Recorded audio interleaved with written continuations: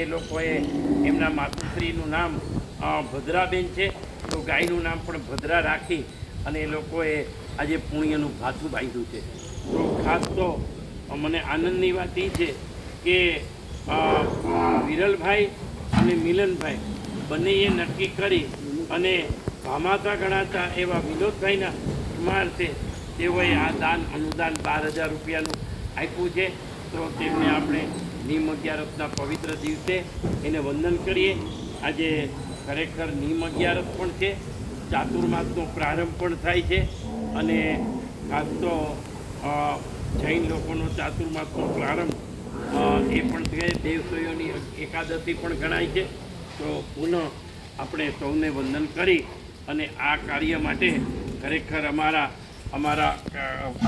Trustee મંડળ વતી અને ખાસ તો અમારા મુંબઈનું સમગ્ર સંચાલન આ ગૌશાળા માટે, અંધશાળા માટે અને મંદબુદ્ધિ માટે કરનાર એવા દીપકભાઈ અને મુકેશભાઈનો અંતઃકરણપૂર્વક એક એમના વતી પણ આ પરિવાર પ્રત્યે હું કૃતજ્ઞતાની લાગણી વ્યક્ત કરું છું. ખાસ તો મુંબઈમાં તેઓ કપોળ સમાજના પણ ખૂબ અગ્રગણી છે. તો અત્રે એક ખાસ તો ગૌ માતાની આરતી કરી અને આ ગૌ માતાનું નામ ભદ્રા રાખી અને એમનો ફોટો પણ એમને મોકલાશે. તો ખાસ તો પુનઃ આપણે એના ઉપર બીજી બધી ગાયો છે જે એમને પણ હમણાં એ ખાસ કારો કરી અને આપણે દેખાડવામાં આવશે.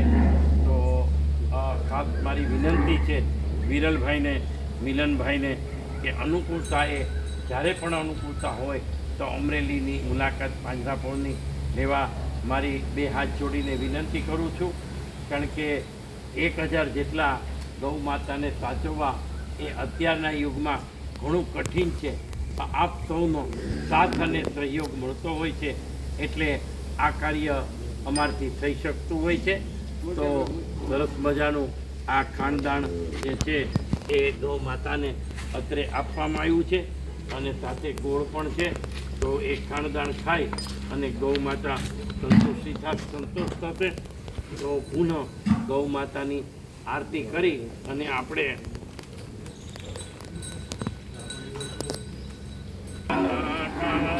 જય કાળા મીઠી મોરલીવાળા, મીઠી મોરલીવાળા ગાયો ના ગોવા, જય કાના કાળા.